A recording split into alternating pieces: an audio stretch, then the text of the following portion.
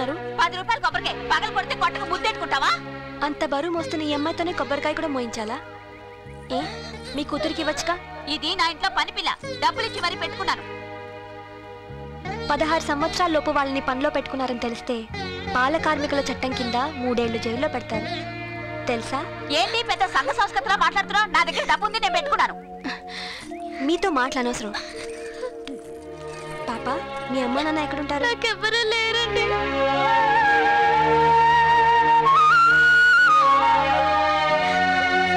నేను చదివిస్తాను.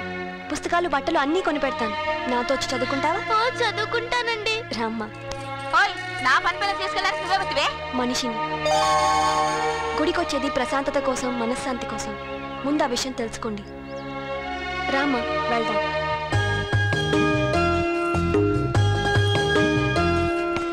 కూర్చోమ్మా. Mother Teresa అనాథాశ్రమానికి పోయి.